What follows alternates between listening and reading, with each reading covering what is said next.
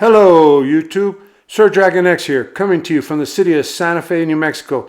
That's right folks, I'm still in the United States, but I'm heading back soon. I recently did a video about the current violence on the border and the highway of death, which is a commonly traveled route expats use. You can imagine that it did cause a stir within the Facebook community.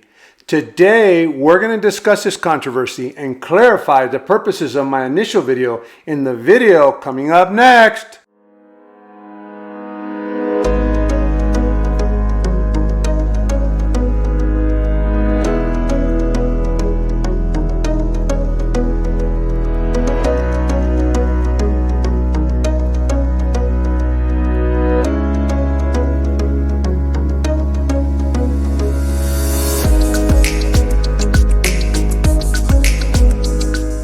Welcome back to Retired Life in Mexico. No bull. Not only will we present you with the facts, but we present you with the true reality. Today, I'm going to continue to take on a very controversial topic.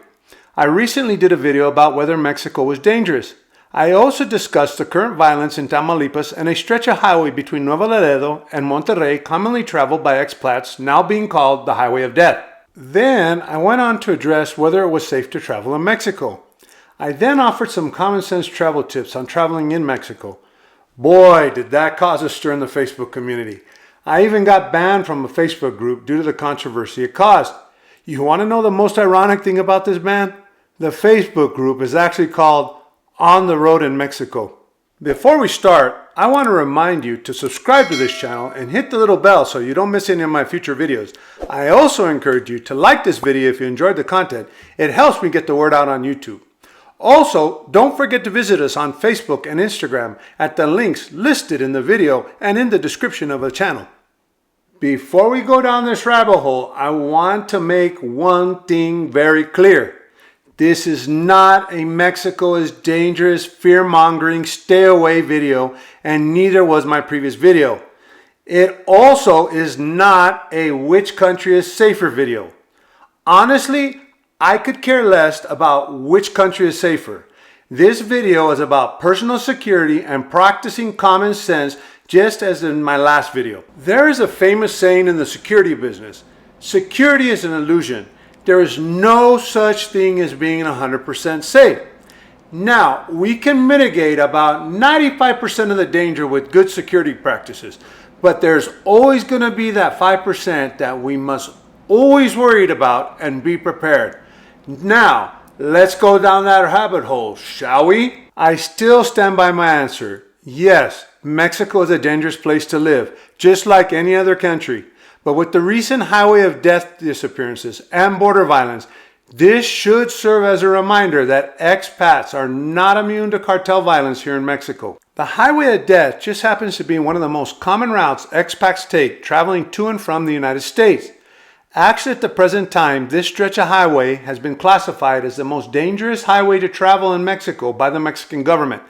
Also, on June 26, 2021, an article appeared in El Norte Mexican newspaper saying that the United States State Department has issued further guidance on the no travel advisory for Tamaulipas. This article also lists many of the same travel tips that I gave in my last video. I will be posting a link to the article in the description of this video below. Now, this article is specific to Reynosa, but this also pertains to Nuevo Laredo, which lies in the state of Tamaulipas, and also where the Highway of Death is located. Now, I'm not going to go into the details of my original video. I do suggest that you watch it first if you already haven't. What I'm going to do is address some of the feedback I received and once again dispel some of the misconceptions people have. Also, I am going to paraphrase these comments to simplify the points. Before we start addressing this feedback, I want to stress something here.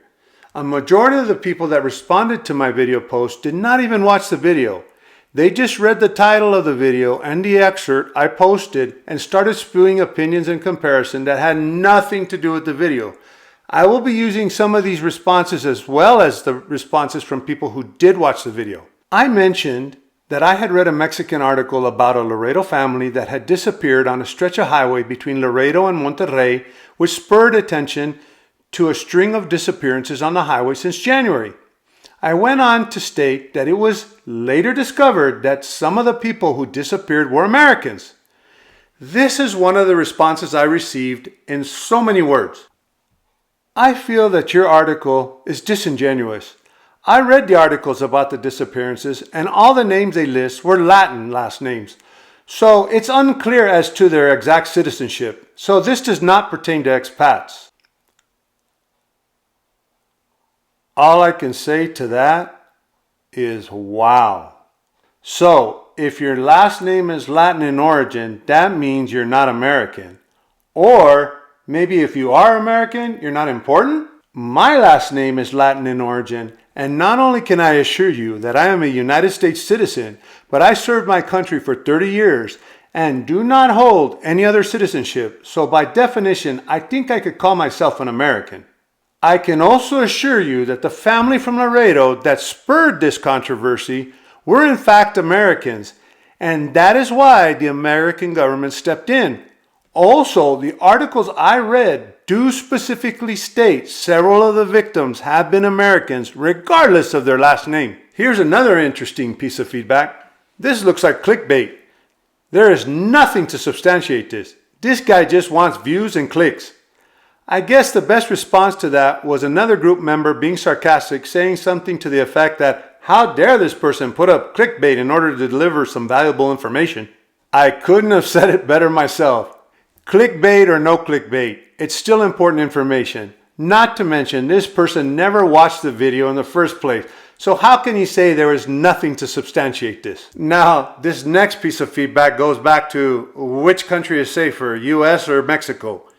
Heck, there are tons of shootings in Atlanta this year alone. I feel safer here. Well, this is a perfect example of what I talk about in building a false sense of security by justifying one place is more dangerous than the other. I even mentioned in my video that danger is everywhere, not just in Mexico. My basic advice about being aware of danger applies just as much to any other country as it does to the United States or Mexico. Now, this was a very common response that I received in several Facebook groups. This one just happened to come from the Querétaro Facebook group. Well, Querétaro is safe, so I don't think we have to worry. Well, I quickly pointed out that I could easily point that person to several neighborhoods in Querétaro that were not so safe. Fun fact, actually those neighborhoods are under the control of a major drug cartel right now. Although I would agree with the poster that Querétaro is for the most part safe, you cannot generalize. An important thing to note is that the neighboring state of Guanajuato, where I live, is experiencing major cartel violence throughout the state. So far, San Miguel de Allende, which is in the state of Guanajuato, has not been touched by this violence. But it is happening on my back doorstep, just as it is happening in the back doorstep of Querétaro. The city of Querétaro is just 40 miles away from where I live. Like I stated earlier, it's about being aware. Would I consider San Miguel de Allende safe? For the most part, yes, just as I would Querétaro. But I will not turn a blind eye onto what is happening around me. Being aware is the one thing that may save me one day if that violence decides to spill over into San Miguel. This piece of feedback is very indicative of the idea of, I ignore it, it's not there.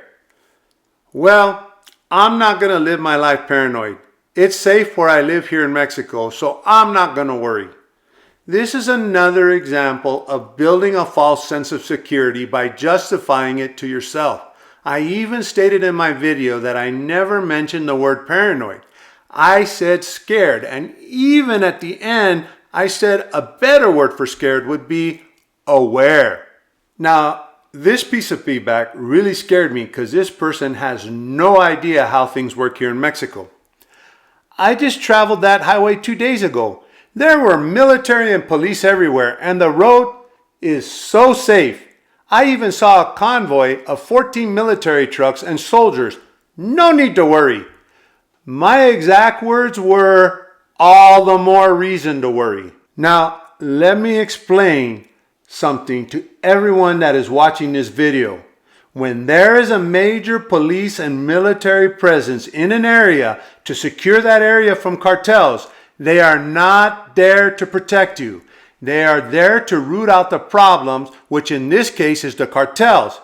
If, for some reason, the military or police get into a confrontation with the cartel members or mistake you for a cartel member, they will not discriminate, and neither will the cartel. The last place that you want to be is in a hot zone full of military and police. Another important thing to note is that in my last video, I mentioned 14 innocent people that were killed during a confrontation between the military and cartel while attempting to capture a cartel member boss. Do you remember that? Well, they caught him. 14 innocent deaths later. But you want to know the saddest part? That very cartel member walked out of the police station that he was being detained in when his cartel members went to pick him up, with no resistance from the police or the military. Now, this is a very common response that you always see on Facebook. It's the response that I've lived here for a long time, so I know what I'm talking about. I've been traveling that highway for over 20 years and nothing has ever happened to me. This is just scare tactics, like always. Well, I had a dangerous job for 30 years and nothing happened to me. Does that make my job less dangerous? I worked in the Bronx, Chicago, Los Angeles, and some of the most dangerous neighborhoods in the United States. Nothing happened to me. So does that mean it's safe there? Now, this piece of feedback may have been true probably a couple of years ago, but currently probably not. Cartels don't like to mess with Americans because they know that if they do, the American government will come down hard on the Mexican government, which will in turn come down on the cartels.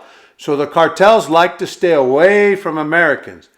This is a common misconception, and even more so today. Maybe that was true in the past, but things are changing. The truth is that Mexico currently does not have a very stable relationship with the United States government right now. Also, the current president is pretty much hands off when it comes to drug enforcement. He actually has a saying, abrazos, no balazos, which means hugs, not bullets. Like I said in my last video, the Mexican president claims that Mexico does not have a cartel problem and goes on to state that there's only 3 cartels in Mexico that are still operating. Truth is that there are 23 known cartels operating in Mexico, and 2 of them control most, if not all, of Mexico. Bottom line is that the cartels operate at this point with impunity. I think the last thing that they're worried about is the American government putting pressure on the Mexican government. Also, this new generation of cartel are 10 times more violent than in the past, and keeping a low profile or being afraid of being incarcerated in the United States is not one of their strong suits at this point as it was in the past. Now, I could go on, but I think I presented enough examples. So what is my point? Well, I'm going to repeat almost word for word from my last video. Look, I'm not here to scare anyone or spread fear. What I am trying to do is educate expats on the realities of living here, whether it's about adjusting to a new culture, learning the language, living here legally, or living here safely. I'm just trying to give you the tools to living a wonderful life in Mexico. I want you to enjoy the beauty of Mexico. Like I always tell people, as long as you come here with eyes wide open, you will love it here so much that you will never want to return to your home country. The most important advice that I'm going to give in this video that I gave in the last video is you need to stay alert and be aware. The worst thing you can do is give yourself a false sense of security. We used to say in the security protection field, we always prepare for all the things that'll probably never happen. It's the one time it does happen that could be fatal. My motto is, if you're aware of danger around you, you can take precautions and you will live a safe, long, happy, and healthy life, no matter where you live. And hopefully, that'll be in Mexico. If you decide to throw away everything that I just told you, what I do ask is that you at least take away one thing from this video. Always remember that security is an illusion. We can mitigate 95%, and we always have to be prepared for the remaining 5%. Until next time, don't forget to subscribe, and I'll see you soon, because I'm heading back to where I now call home, Mexico.